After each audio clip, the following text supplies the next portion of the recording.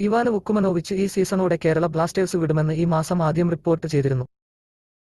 വെള്ളിയാഴ്ച ക്ലബും ഇവാനും സംയുക്ത പ്രസ്താവനയിൽ വേർപിരിയൽ പ്രഖ്യാപിച്ചതോടെ പുതിയ കോച്ച് ആരാകുമെന്ന ആകാംക്ഷയിലാണ് ബ്ലാസ്റ്റേഴ്സ് ആരാധകർ. ബ്ലാസ്റ്റേഴ്സ് കേന്ദ്രങ്ങളിൽ നിന്ന് ലഭിക്കുന്ന വിവരം അനുസരിച്ച് ഇന്ത്യന് പരിചയമുള്ള ISL കോച്ചിനെ തന്നെയാണ് മാനേജ്മെന്റ് നോക്കുന്നത്. ഇന്ത്യൻ സാഹചര്യങ്ങൾ വിജയത്തിന് നിർണായകമാണെന്ന കാരണം തന്നെയാണ് ഇതിലേക്ക് നയിക്കുന്നത്. Blasters management sporting director Karolis Skinkys വഴിയാണ് പുതിയ കോച്ചിനായുള്ള ഓപ്പറേഷന് തുടങ്ങിയിരിക്കുന്നത്.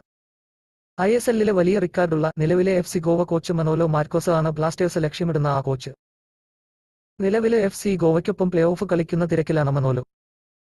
ISL അവസാനിച്ച ശേഷം ബ്ലാസ്റ്റേഴ്സ് മനോലോ ചർച്ച ഫലപ്രദമായ രീതിയിൽ പുരോഗമിക്കുമെന്നാണ് വിവരം.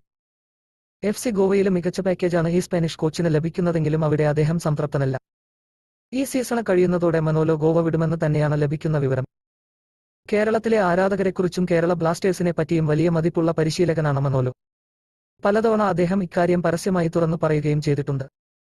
എന്നിരുന്നാലും ഈ താൽപര്യം മാത്രം മതിയാകില്ല മഞ്ഞപ്പടയിലേക്കുള്ള വരവിന്.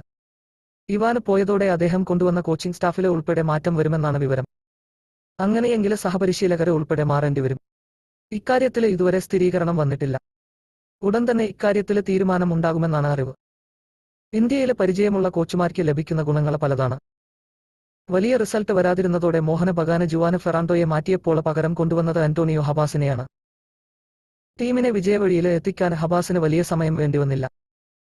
മുമ്പ് ഇന്ത്യയിലെ പരിശീലിപ്പിച്ചതിന്റെ ആനുകൂല്യമാണ് ഇവിടെ ഹബാസിനെ സഹായിച്ചത്. ലോക ഫുട്ബോളിൽ പിന്നിലാണെങ്കിലും ഇന്ത്യൻ സാഹചര്യങ്ങളിൽ തിളങ്ങുകയെന്നത് എളുപ്പമല്ല. പല കളിക്കാർക്കും കോച്ചുമാർക്കും വിജയം കൊയ്യാൻ പറ്റാതെ പോയതും ഇതുകൊണ്ട് തന്നെയാണ്.